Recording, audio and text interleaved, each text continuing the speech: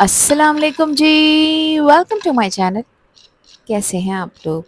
उम्मीद करती हूँ सब खैरियत से होंगे या मज़े में होंगे। आज आप लोगों के साथ शेयर कर रही हूँ मैं लेफ़्ट ओवर रोटी का एक ज़बरदस्त ट्विस्ट। आज मैं बना रही हूँ क्रिस्पी रोटी मायो रोस्ट। जो रोटी फ्रिज में पड़ी होती है उसको मैंने वेस्ट नहीं होने दिया, बल्कि उससे बनाया है एक ऐसा स्नैक जितना क्रिस्पी और इतना क्रीमी है कि बच्चे हों या बड़े सभी खुश हो जाएं। बहुत ही सिंपल इंग्रेडिएंट्स हैं। जब आप इन रोल्स को बाइट करेंगे तो बाहर से परफेक्ट क्रंच और अंदर से सॉफ्ट और क्रीमी टेस्ट मिलेगा। ये स्नैक चाय के साथ भी बेस्ट है और सरप्राइज गेस्ट को सर्व करने के लिए भी एकदम परफेक्ट। तो चलिए शुरू करते हैं और बनाते हैं क्रिस्पी और क्रीमी रोटी माया रोल्स की रेसिपी, जो लेफ्ट ओवर रोटी को बना देगी एकदम fresh exciting snack. Super tasty और सुपर क्रिस्पी ये रोटी माया रोल्स बनाने के लिए यहाँ पर मेरे पास हैं कुछ बची हुई रोटियाँ, जो आम तौर पर या तो हम वेस्ट कर देते हैं या फिर कोई ख़ास टेस्ट के बगैर दोबारा गर्म करके खा लेते हैं। लेकिन आज मैं इन सिंपल लेफ्ट ओवर रोटियों को दूंगी एक नई शेप और एक नया टेस्ट। आप हैरान हो जाएंगे देखकर, इन्हीं रोटियों से मैं बनाने वाली हूँ क्रिस्पी और क्रीमी मायो रोल्स, जो न सिर्फ क्रंची हैं बल्कि इतने टेस्टी हैं कि घर वाले भी बार बार मांगे बगैर रुकेंगे नहीं। अब यहाँ पर पहले मैंने ली हैं 2 अदद रोटियाँ, जिसको मैंने एक साथ मर्ज कर लिया है। अब इन रोटियों को अच्छी तरह से मैं पतले और लंबे स्ट्रिप्स में कट करूँगी। ये स्टेप इसलिए है ताकि रोटियों की शेप थोड़ी चेंज हो जाए और हम इसको क्रिस्पी रोल की तरह यूज़ कर सकें। देखिए कितनी ईज़िली रोटियों की स्ट्रिप्स बन रही हैं, और यही स्ट्रिप्स बनेंगी आज की हमारी सुपर क्रिस्पी माया रोल्स का मेन बेस। सिंपल रोटी को नए स्टाइल में बदलकर आपको एकदम नई डिश मिलेगी, जो बच्चों को भी पसंद आएगी और चाय के साथ भी ज़बरदस्त लगेगी। तो सारी रोटियों को मैंने इसी तरह से ही कट कर लिया था। ये मेरे पास तकरीबन 5 से 6 बची हुई रोटियां थी। अब इसकी मज़ेदार क्रीमी सी फिलिंग तैयार कर लेते हैं, जिसके लिए लिए थे मैंने 3 मीडियम साइज़ के आलू। आलूओं को मैंने बॉईल कर लिया था और इसमें नमक वगैरह कुछ भी ऐड नहीं किया।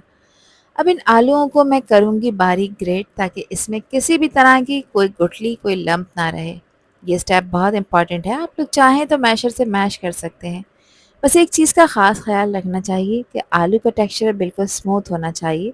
इसमें किसी भी तरह की कोई गुठली नहीं होनी चाहिए। सारे आलूओं को मैंने ग्रेटर से ग्रेट कर लिया है। अब इसमें कुछ मज़ेदार से स्पाइसेस डाल लेते हैं, ताकि इस फिलिंग का फ्लेवर सुपर से भी ऊपर हो जाए। तो सबसे पहले मैं इसमें नमक शामिल कर रही हूँ।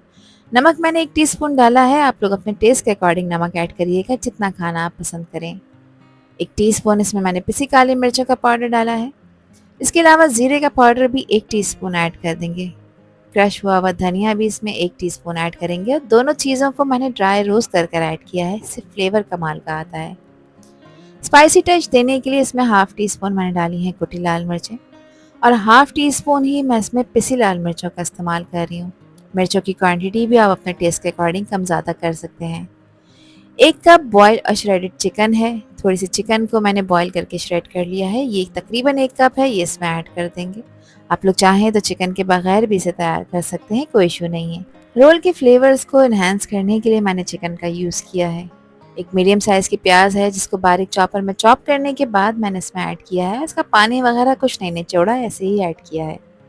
आधा कप बारीक कटा हुआ फ्रेश हरा धनिया भी इसमें शामिल कर देंगे।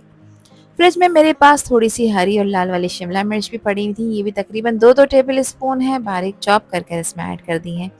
और अब डालेंगे इसमें मायोनीज़। तो मायोनीज़ मैंने तकरीबन 3/4 कप डाला है, जो इस फिलिंग को देगा एक क्रीमी टेक्सचर। ये मायोनीज़ फिलिंग को और भी ज़्यादा क्रीमी और रिच बना देगा।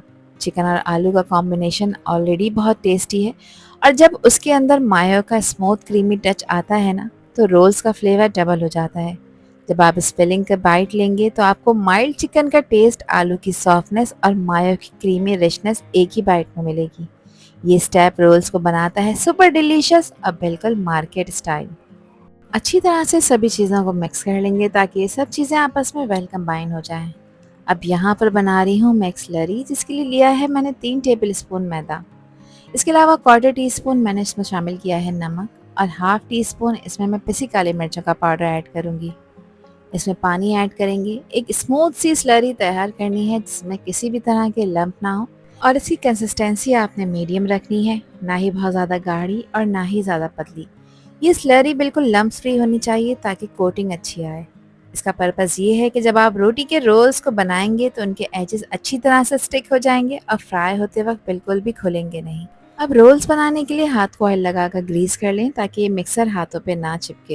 एक मीडियम साइज़ का पोर्शन लिया है क्योंकि मैं मीडियम साइज़ का रोल बना रही हूँ। वैसे तो देखिए आप शेप्स को कोई भी दे सकते हैं। मैंने इसको खूबसूरत बनाने के लिए रोल्स का शेप दिया है।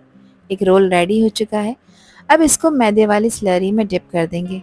अच्छी तरह से मैदे की स्लरी में इसको कोट करेंगे ताकि हम इस पे ईज़िली रोटियों के स्ट्रिप्स चिपका सकें। इसके बाद रोल को रोटियों के स्ट्रिप्स के ऊपर डाल देंगे और बहुत जेंटली प्रेस करते हुए आपने इसको रोल करना है।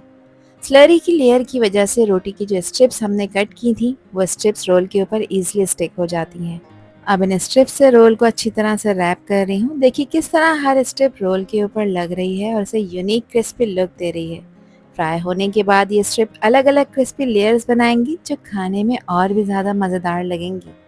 ये सिंपल रोल अब स्लरी और स्ट्रिप्स की कोटिंग से बन रहे हैं एकदम क्रिस्पी लेयर्ड और बिल्कुल मार्केट स्टाइल स्नैक।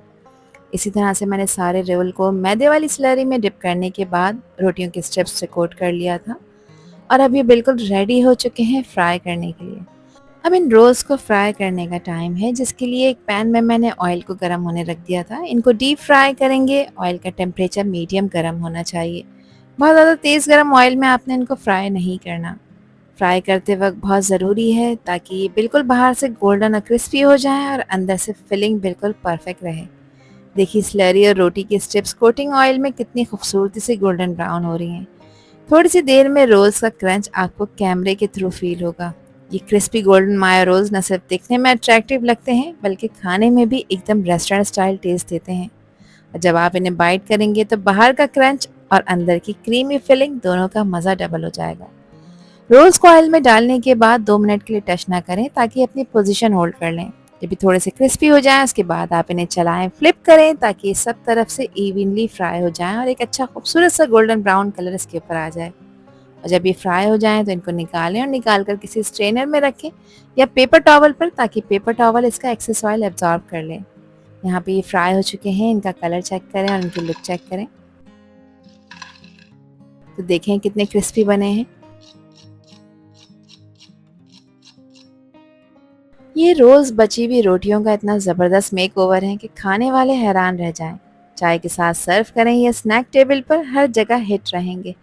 एक बाइट लेंगे और बार बार बनाने का दिल करेगा। इनको मैंने सर्व किया है केचप के साथ। आप अपनी मनपसंद किसी भी डिप के साथ इनको एंजॉय कर सकते हैं। आई होप कि ये रेसिपी और वीडियो आप लोगों को पसंद आई होगी। पसंद आई हो तो कमेंट सेक्शन में अपना प्यारा सा फीडबैक मुझे लाजमी शेयर करिएगा। और चैनल पर न्यू है तो चैनल को भी ज़रूर सब्सक्राइब कर दीजिएगा। आपसे फिर मिलूंगी इंशाल्लाह एक न्यू वीडियो में एक न्यू रेसिपी के साथ। जब तक हादिया को दीजिए इजाज़त। अपना बहुत ख्याल रखिएगा, अपनों का भी ख्याल रखिएगा और मुझे भी अपनी प्यारी दुआ में याद रखिएगा। अल्लाह हाफिज़, अल्लाह निगहबान।